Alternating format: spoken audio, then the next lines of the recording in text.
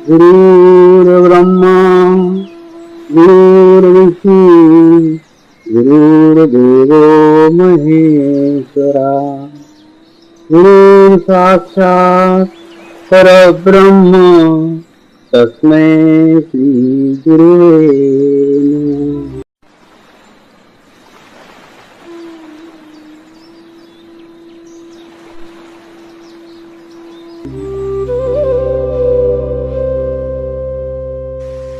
मैं एक पवित्र आत्मा हूं, यानी मैं शरीर नहीं हूं। मैं एक शुद्ध आत्मा हूं। शुद्ध आत्मा केवल परमात्मा है। परमात्मा के सिवा मेरा कोई अस्तित्व नहीं है। मैं परमात्मा मैं हूं। मैं एक पवित्र आत्मा हूं, यानी मैं शरीर नहीं हूं। मैं एक शुद्ध आत्मा हूं। शुद्ध आत्मा केवल परमात्मा है। परमात्मा के सिवा मेरा कोई अस्तित्व नहीं है। मैं परमात्मा मैं हूं। मैं एक पवित्र आत्मा हूं, यानी मैं शरीर नहीं हूं। मैं एक शुद्ध आत्मा हूं। शुद्ध आत्मा केवल परमात्मा है। परमात्मा के सिवा मेरा कोई अस्तित्व नहीं है। मैं परमात्मा मैं हूं।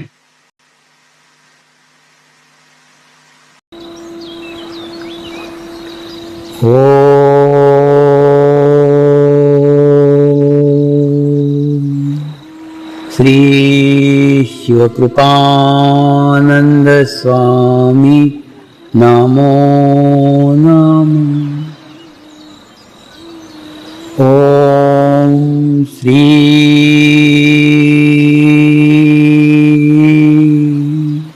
शिवकृपानंद स्वामी नमो नमः।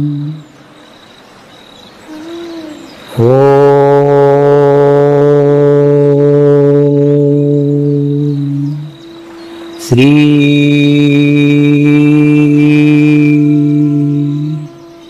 शिवकृपानंद स्वामी नमो नमः।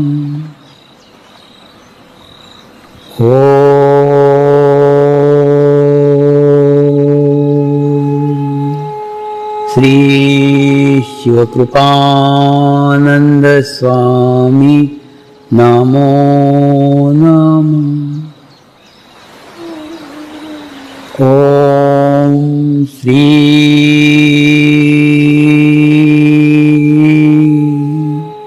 शिवकृपानंद स्वामी नमो नमः।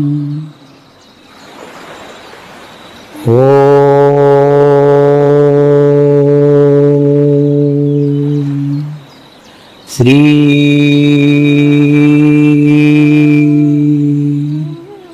शिवकृपानंद स्वामी नमो नमः।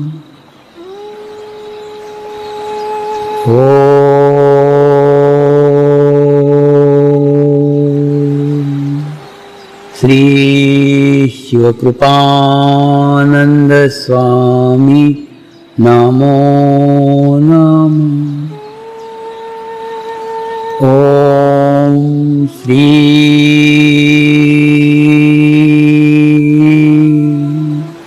शिवकृपानंद स्वामी नमो नमः।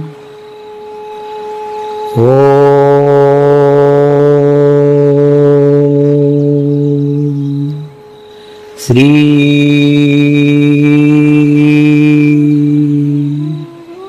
शिवकृपानंद स्वामी नमो नमः। होगा भविष्य के अंदर जैसी स्थितियां होंगी, ठीक उसी प्रकार से वो गुरुओं का आगमन होगा। तो पहचानेंगे कैसे, उन आने वाले गुरुओं को जानेंगे कैसे? तो ये एक प्रश्न है। प्रश्न ये है, इसीलिए इसके लिए आप भूतकाल के गुरुओं को माध्यम बनाओ। इससे अच्छा कोई रास्ता, इससे अच्छा कोई मार्ग हो ही नहीं सकता। इसीलिए भूतकाल के गुरुओं के समाधि के पास जाओ, समाधि के पास जाके वहाँ प्रार्थना करो, प्रेयर करो कि हे गुरु, मैं आपके जीवन काल में नहीं था, लेकिन गुरु कोई एक व्यक्ति नहीं है, गुरु एक तत्व है, बहता हुआ प्रवाह है। वो कल भी था, आज भी है और कल भी रहेगा। तो मेरे जीवन काल में जो भी वो प्रवाह बह रहा है, उस प्रवाह तक मुझे पहुंचाने की कृपा करें। आप प्रेयर करें, आप प्रार्थना करें, तो आपके जीवन में किसी जीवंत गुरु का आगमन होगा जो आपके वर्तमान स्थिति के अनुसार होगा। तो भविष्य में भी किसी गुरु को जानने का है, किसी गुरु के पास पहुंचने का है, तो पहुंचने का मार्ग भूतकाल के गुरुओं के पास से ही जाता है। जैसे मैं कहता हूँ ना कि वैष्णो देवी जाने का है, तो वैष्णो देवी का रास्ता उसी व्यक्ति को पूछो जो वैष्णो देवी जाके आए हैं। ठीक इसी प्रकार से जो भूतकाल के गुरु हैं, उन्हीं गुरुओं के माध्यम से, उन्हीं गुरुओं के सहायता से, उन्हीं गुरुओं के कृपा से आप नए गुरुओं तक पहुँचो। दूसरा, किसी अपेक्षा से मत पहुँचो। अपेक्षा ये आध्यात्मिक मार्ग की बहुत बड़ी बाधा है। हम कोई अपेक्षा लेकर के गुरु के पास जाते नहीं। आपको अच्छा लगता है इसलिए जाओ। आप अपने आप से प्रश्न पूछो कि आपको वहाँ जाके अच्छा लगा, उनके सानिध्य में अच्छा लगा, उनका सानिध्य अच्छा लगा, तो आप उनके साथ हो जाओ। किसी अपेक्षा से मत जाओ। अपेक्षा एक बाधा है। जिस प्रकार से किसी व्यक्ति के हाथ पैर बांध करके उसको नदी में डाल दिया जाए तो वो तैर नहीं सकता, ठीक उसी प्रकार से आप अपने आप को अपेक्षाओं से, इच्छाओं से अपने आप को बांध कर, अपने आप को जकड़ कर फिर तैरने की कोशिश करते हो तो तैरते नहीं, डूब जाते हो। इसीलिए इन सब बंधनों से मुक्त होकर के उस मार्ग में आओ, इस रास्ते के ऊपर आओ। दूसरा, ये मार्ग ध्यान का मार्ग है। ध्यान के मार्ग से आशय यह कोई समर्पण धर्म नहीं है। समर्पण एक ध्यान की पद्धति है। ये पद्धति कई सालों से हिमालय में प्रचलित थी और वो एक माध्यम से दूसरे माध्यम तक, दूसरे माध्यम से तीसरे माध्यम तक, तीसरे माध्यम से चौथे माध्यम तक, ऐसे होते होते आप तक पहुंची है। यह ध्यान की पद्धति है। ये किसी धर्म विशेष की नहीं है। ये ध्यान है, धर्म नहीं है। इसलिए किसी भी धर्म के साथ इसको मत जोड़ो। धर्म से ऊपर उठो। धर्म किसी विशिष्ट चौकट में बंधा हुआ होता है। ध्यान मुक्त है। ध्यान खुला आकाश है। ध्यान कोई चौकट नहीं है। उसके बाहर, उसके पार, यानी कि संपूर्ण ध्यान की पद्धति है। संपूर्ण ध्यान की पद्धति से आशय ध्यान की उस पद्धति से है जिस पद्धति में ध्यान सहस्त्रार चक्र से किया जाता है। समाज में प्राय जो पद्धतियाँ प्रचलित है वो सारी पद्धतियाँ आज्ञा चक्र तक है, यानी निर्विचार स्थिति, निर्विचार होना, यही ध्यान की पराकाष्ठा है। लेकिन वास्तव में संपूर्ण ध्यान वह ध्यान है जो सहस्त्रार से किया जाता है। संपूर्ण ध्यान वह ध्यान है जो मनुष्य को उसके जीवन के संपूर्ण लक्ष्य तक पहुंचाता है। संपूर्ण लक्ष्य से हमारा आशय मोक्ष की स्थिति प्राप्त करने से है। मोक्ष ध्यान की एक उच्च स्थिति है। यह स्थिति आपको आपके ही जीवन काल में प्राप्त करना होती है और वह प्राप्त करने का आसान मार्ग, सरल मार्ग यह समर्पण ध्यान है। हमारे ध्यान के पद्धति में सामूहिकता को बहुत महत्व दिया गया है। हमारे ध्यान की पद्धति में नियमितता को बहुत महत्व दिया गया है। हमारे ध्यान की पद्धति में अपेक्षा रहित ध्यान को बहुत महत्व दिया गया है। आज आपका ही परीक्षण करो, क्या आपका ध्यान इन 3 बातों पे निर्भर है? आप किसी अपेक्षा से, आप किसी इच्छा से क्या इस ध्यान मार्ग में आए हैं? अगर आए हैं तो वह आपकी अपेक्षा, वह आपकी इच्छा पूर्ण होते ही ध्यान छूट जाएगा। आज ध्यान से जुड़े हुए मुझे 50 साल हो गए हैं और 50 साल के अनुभव के आधार पर मैं आपको कह सकता हूँ कि किसी भी अपेक्षा से ध्यान को मत करो। मैं इस मार्ग में केवल मुझे गुरु सानिध्य अच्छा लगता था, गुरु का ध्यान अच्छा लगता था, उससे आनंद मिलता था, उससे प्रसन्नता मिलती थी, इसलिए ध्यान करता था। कोई अपेक्षा नहीं थी, कोई इच्छा नहीं थी, कोई आकांक्षा नहीं थी, कुछ नहीं था। एक्चुअली ये इच्छा, अपेक्षा, ये सब शरीर स्तर की बातें हैं और ध्यान तो आत्मा से आत्मा को जोड़ने की बात है। तो जब हम आत्मा के स्तर पे है ही नहीं तो फिर वो ध्यान कैसे लगेगा?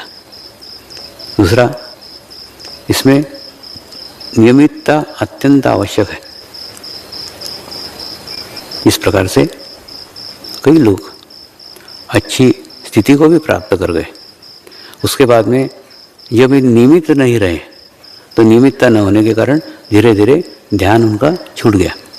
इस प्रकार से एक पीतल का ग्लास है, उस पीतल के ग्लास को कितना भी मांझो, कितना भी चमकाओ, कितना भी स्वच्छ करो, कितना भी साफ करो, साफ करके आप रखोगे ना, खूब चम चम चम चमकेगा। लेकिन उसी ग्लास को जब आप कल देखने जाओगे तो उसकी चमक फीकी पड़ गई होगी। इसलिए फीकी पड़ गई होगी क्योंकि उस 24 घंटे के अंदर उसके ऊपर वातावरण की धूल, वातावरण का कचरा, वातावरण का प्रदूषण हावी हो गया होगा और एक दिन के अंदर उसकी चमक को उसने कम कर दिया। ठीक उसी प्रकार से किसी दिन आपकी स्थिति आपको बहुत अच्छी लगी होगी, क्या आज बहुत अच्छा ध्यान लगा, बहुत अच्छा मेडिटेशन हुआ, तो भी उस पर गर्व मत करो, उसका अहंकार मत करो। दूसरे दिन फिर प्रयास करो, फिर प्रयत्न करो। नियमितता होनी ही चाहिए, क्योंकि दूसरे दिन देखोगे तो वो स्थिति नहीं रहेगी। एक स्थिति को प्राप्त करना और उसी स्थिति को सदैव बनाए रखना बहुत कठिन है। इसीलिए सतत नियमित ध्यान की अत्यंत आवश्यकता है। तो आज वह आत्म परीक्षण का दिन है। उस चैतन्य को जो हमने एक दिन पाया, क्या हम रोज प्राप्त करते हैं? क्या हम नियमित ध्यान करते हैं? तो करते हैं तो ठीक है, लगता है नहीं लगता है वो प्रश्न दूसरा है। आप करते हैं कि नहीं, ये आप आपका कार्य देखो ना, कि आप नियमित ध्यान करते हैं क्या? नियमित ध्यान करते हैं तो ही आगे प्रगति हो सकती है, आगे प्रोग्रेस हो सकती है। नियमितता अत्यंत आवश्यक है। एक समय निश्चित करो, एक स्थान निश्चित करो, उस स्थान पे बैठकर नियमित ध्यान करो। ये आपको मैं केवल प्रवचन दे रहा हूँ ऐसा नहीं, आज भी मैं सवेरे ध्यान करके आया हूँ, मेडिटेशन करके आया हूँ, रेगुलर ध्यान करते ही हैं। देखिए क्या होता है, जब हम कोई कार्य करते हैं कि नहीं, गुरु कार्य करते हैं, कोई कार्य करते हैं या उस ध्यान की प्राप्त ऊर्जा को खर्च करते हैं, तो उसको प्राप्त करना भी आवश्यक रहता है ना। तो रोज जितनी खर्च करते हैं उससे अधिक आपको प्राप्त करना होगी। तो नियमितता बहुत आवश्यक है। मैंने कई देखे हैं, कई साधक, कई एकदम करीब वाले, कई एकदम पास वाले, जो एकदम रोज मेरे साथ उठते बैठते थे, लेकिन वो उठते बैठते कब तक थे, जब तक उनके पूर्व जन्म के अच्छे कर्म थे, पुण्य उनके अंदर संचित कर्म था, उस कर्म के कारण उनको सानिध्य मिला था। और दूसरा, मैंने उनको नहीं भगाया, मैंने उनको कल से मत आओ ऐसा नहीं बोला, उनका खुद ब खुद छूट गया। वो पूर्व कर्म का पुण्य कर्म समाप्त हो गया, और जिस दिन समाप्त हो गया ध्यान तो करते ही नहीं थे, नियमित ध्यान नहीं थे, तो नियमित ध्यान नहीं होने के कारण ऑटोमेटिकली छूट गए, दूर हो गए, बाजू में हो गए। उनको बाजू में किया नहीं, बाजू हो गए। क्यों हो गए? क्योंकि नियमित ध्यान नहीं करते थे, वो सिर्फ साथ रहते थे। लेकिन उन्होंने ये नहीं देखा कि स्वामी जी रेगुलर ध्यान करते हैं तो मुझे भी रेगुलर ध्यान करना ही होगा, तो वो नहीं किया, रेगुलर ध्यान नहीं किया, नियमित ध्यान नहीं किया, तो वो छूट गए। तो नियमितता अत्यंत आवश्यक है। तो दूसरा, आपको कोई कितना भी करीब लग रहा है, कोई कितना भी पास लग रहा है, लेकिन नियमित ध्यान नहीं कर रहा है, तो नियमित ध्यान नहीं करेगा तो ऑटोमेटिकली छूट जाएगा, ऑटोमेटिक वो छूट जाएगा। क्योंकि पुण्य कर्म, संचित कर्म एक जगह, एक स्थिति में आके समाप्त हो ही जाते हैं। हम डायरेक्टली इनडायरेक्टली उसको सचेत करते रहते हैं, इशारा देते रहते हैं, बताते रहते हैं, लेकिन वो उसको उतनी गंभीरता से नहीं लेते। और गंभीरता से नहीं लेके, क्योंकि जो होता है ना, एक बार जो गलती करी ना, एक गाड़ी यहाँ तक आई, उसके बाद में वो गाड़ी वहाँ अटकेगी, वहाँ लगी रहा है कि ये गाड़ी यहाँ अटकने वाली है, तो उसकी पूर्व सूचना भी देते हैं, लेकिन पूर्व सूचना का ध्यान वो नहीं देते, और फिर गाड़ी आके इस जन्म में भी वहीं अटकती है जहाँ गत जन्म में अटकी थी। तो आगे की प्रगति, आगे का प्रोग्रेस हो ही नहीं पाता। बोलते ना, अगर धन गया तो कुछ गया, स्वास्थ्य गया तो सब गया, और मैं कहता हूँ ध्यान गया तो तुम्हारा ये जीवन ही गया, ये जीवन बेकार है। अगर ध्यान नहीं है ना तो जीवन पूरा बर्बाद है, बेकार है। तो ध्यान को मत छोड़ो, नियमितता जीवन के अंदर लाओ, रोज नियमित ध्यान होना ही चाहिए। कैसे टाइम निकालने का है अब आपका देखो, क्या निकालने का है अब आपका देखो। जिस प्रकार से समर्पण ध्यान के फायदे हैं, तो ये समर्पण ध्यान के कुछ बंधन हैं, समर्पण ध्यान का कुछ सीमाएं हैं, वो सीमा के साथ में रहकर ही आप इसमें प्रगति कर सकते हो, आगे प्रोग्रेस करते हो। उसका सबसे पहला है शुद्ध भाव लेके आओ, कोई अपेक्षा लेकर के ध्यान में मत आओ, कोई भी इच्छा, कोई भी अपेक्षा, कुछ भी नहीं चाहिए आपके। एक्चुअली एक पर्टिकुलर इच्छा लेकर के, पर्टिकुलर अपेक्षा लेके क्यों आते हो? मुक्त हो के आओ ना। देखो, कोई भी अपेक्षा लेके आओगे तो शरीर से आओगे, तो शरीर से कब तक आओगे? जब तक आपके संचित कर्म है, जब तक आपके पुण्य कर्म है। जिस दिन वो छूट जाएंगे उस दिन ध्यान छूट जाएगा। सारी अपेक्षाएं, सारी इच्छाएं, सारी आवश्यकताएं शरीर से संबंधित है। आप आत्मा बन करके इसमें आओ। इसीलिए मैं जो बार बार बोलता हूँ कि मैं एक पवित्र आत्मा हूँ, मैं एक शुद्ध आत्मा हूँ, ऐसा बार बार बोलो। देखो, इससे खूब फायदा होता है। एक तो पवित्र आत्मा है, ये आपका इतिहास है। क्या वास्तव में है? आपको सिर्फ एहसास दिला रहे हैं, आपको एहसास करा रहे हैं कि आप एक पवित्र आत्मा हो। ये एहसास आपको शुद्ध रखने में मदद करेगा।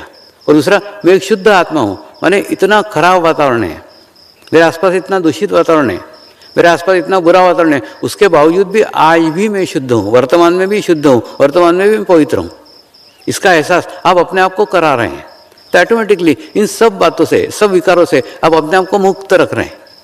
और ये अभ्यास जितना करते जाओगे, धीरे धीरे धीरे धीरे धीरे धीरे धीरे वो स्थिति आपको प्राप्त होती जाएगी।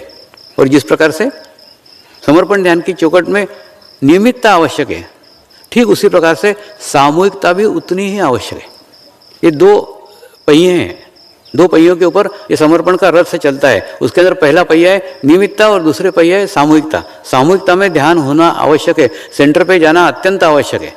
क्योंकि कई बार देखना, अगर आपके ऊपर कहीं अटैक हुआ ना, आपके ऊपर अगर नकारात्मक शक्तियों का अगर हमला हुआ तो पहला हमला आपकी सामूहिकता को तोड़ता है।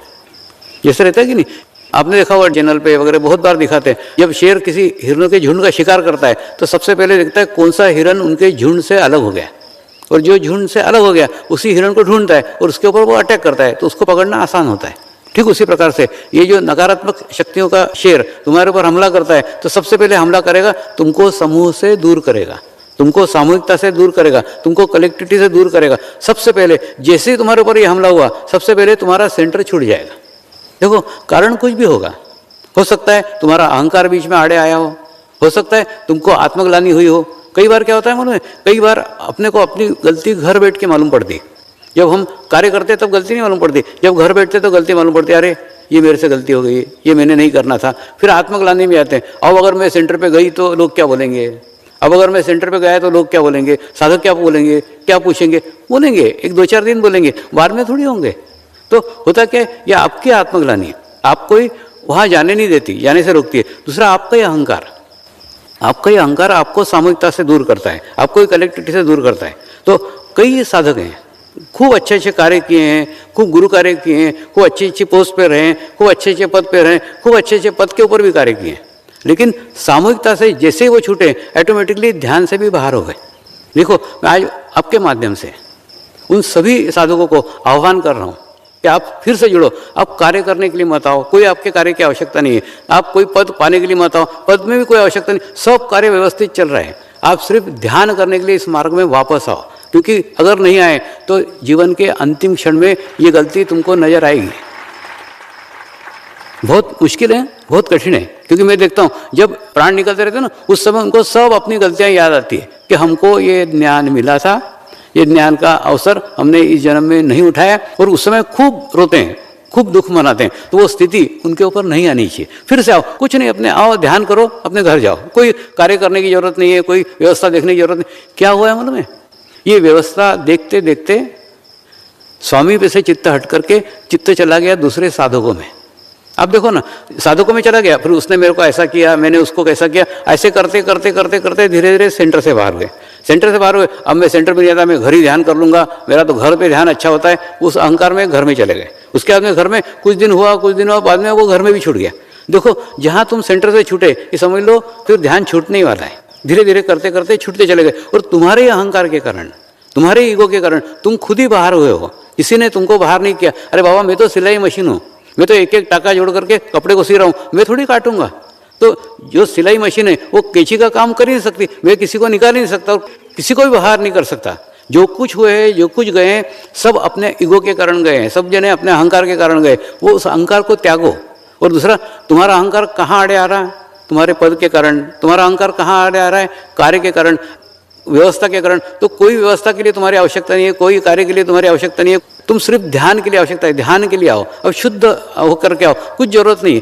ठीक है, अपने कार्य के कारण विवाद हुए थे ना, तो उस कार्य को ही छोड़ दो, कार्य भी मत करो, तुम सिर्फ ध्यान करो ना। ध्यान करने के लिए आओ, सिर्फ ध्यान करने के लिए आओ। क्योंकि ये क्या बोलते हैं ना, जिस प्रकार से एक कुतिया को 10 बच्चे होते हैं, तो 10 बच्चे होने के बाद में उसको कोई इतनी गिनती नहीं आती रहती। तो एक आधा बच्चा आपने ने चुरा लिया, एक आधा बच्चा आपने ने छुपा लिया, वो कुतिया को कुछ पता नहीं चलता। लेकिन उस कुतिया की इच्छा नहीं रहती, उस कुतिया के सामने तुम एक बच्चे को लेके जाओ, अभी तुम्हारे ऊपर दौड़ पड़ेगी। ठीक उसी प्रकार से मेरा है, लाखों साधक हैं, लाखों साधक में एक साधक की कोई हैसियत नहीं है, वो गया क्या न रहा क्या। लेकिन मेरी इच्छा नहीं है कोई एक भी साधक इसमें से रह जाए। तो मेरा प्रयत्न है, मेरा प्रयास है, मैं उन सबको फिर आह्वान कर रहा हूँ, ध्यान करने के लिए आओ, सिर्फ ध्यान करने के लिए आओ। बाकी सब बातें सब छोड़ दो। जब ध्यान करने आओगे चुपचाप ध्यान करो, चलो, तो फिर कोई विवाद ही नहीं होंगे, कुछ झगड़े नहीं होंगे, और आप छूटोगे भी नहीं। तो सेकंड इनिंग चालू करो। जैसा होता है कि नहीं, एक आधे बॉलर की एक फर्स्ट इनिंग रहती है, उसके बाद में कुछ दिन ब्रेक रहता है, फिर सेकंड इनिंग खेलता है। हो सकता है सेकंड इनिंग में वो ज़्यादा अच्छा करे, तो हो सकता है कार्य के विवाद के कारण, पद के विवाद के कारण, अहंकार के कारण, तुम्हारा अहंकार उसका अहंकार। होता क्या मालूम है, मैंने जैसे कई बार लड़के बोलते हैं, स्वामी जी वो लड़की ने मेरा प्रेम को स्वीकार नहीं किया, मैं आत्महत्या कर रहा हूँ। तो मैं बोलता हूँ, वो लड़की ने तेरे को पैदा किया क्या? तेरे माँ के लिए तू आत्महत्या कर, तेरे माँ ने तेरे को पैदा किया। तो जब वो लड़की ने तेरे को पैदा ही नहीं किया, वो लड़की के लिए क्यों मर रहा है? वैसे तुम एक साधक के लिए क्यों ध्यान छोड़ रहे हो? ध्यान तुमने मेरे लिए किया था, तो मैं जब मैं बोलूँ भग जा यहाँ से, तब जाना। जब तक मैं नहीं भगा था, तब दूसरे का नाम लेके क्यों जा रहे हो? तो उसके कारण मैं नहीं जा रहा हूँ, फिर मैं मेरे मन को मान लेता हूँ कि अरे ये उसी के कारण आया होगा इसलिए उसी के कारण जा रहा है, ये मेरे कारण ना आया है ना मेरे कारण जा रहा है। तो कहने मतलब जब तुम्हारे आने का निमित्त मैं हूं तो तुम्हारे जाने का भी निमित्त मैं ही होना चाहिए। जब मैं तुमको भगाऊं तब जाओ, तो मैं भगाऊंगा नहीं तो तुम जाओगे नहीं। तो कहने मतलब तुम दूसरे का निमित्त बना करके, दूसरे का आगे बता करके क्यों ध्यान को छोड़ रहे हो, ध्यान से क्यों विमुख हो रहे हो। होता क्या है मालूम है, तुम उसके प्रति नकारात्मक भाव रखते हो, वो तुम्हारे प्रति नकारात्मक भाव रखता है, और दूसरा वो तुमको बाहर बनने का निमित्त बनता है और तुम उसका बाहर जाने का निमित्त बनते हो। जिसके कारण तुम बाहर हुए हो वो भी तुम्हारे कारण बाहर हुआ है, तो दोनों ही बाहर हो गए। तो कहने मतलब दोनों का ध्यान छूट गया, दोनों की नकारात्मक शक्तियां दोनों को ध्यान से विमुख करने के लिए मार्ग में आई। तो वो मत होने दो, ध्यान से जुड़ो। क्योंकि मैंने बताया ना, कुतिया जैसी मेरी स्थिति है, मेरी इच्छा नहीं है कि मेरा कोई भी बच्चा मेरे सामने कोई उठा के ले जाए। तो उसके प्रकार से जैसे वो विरोध करेगी ठीक उसी प्रकार से मेरा भी विरोध है, मेरी इच्छा नहीं है कोई भी साधक। अब बताओ ना, मेरा सर्कल तो उतना का उतना ही है। जैसे समझ लो आज से 10 साल पहले 12 साल पहले मेरा 10-12 लोगों का सर्कल होगा, आज भी 10-12 लोगों का सर्कल है। हो सकता है उस सर्कल में से एक आध आदमी चला गया हो, दूसरा एक आध आदमी आ गया हो, लेकिन मेरा सर्कल उतना का उतना ही है। साधकों की संख्या लाखों में हो गई है, लाखों में संख्या होने के बाद मेरा सर्कल आज भी उतना ही है जितना आज से 10 साल पहले था। 10 साल पहले भी 8-10 लोग थे, आज भी 8-10 लोग हैं। हाँ, उसमें से एक आधा व्यक्ति कम हो जाता है और उसकी जगह दूसरा आ जाता है। इसमें भी क्या प्रकार है, इसमें प्रकार ये है कि जो व्यक्ति चला जाता है उसको वापसी का रास्ता नहीं है।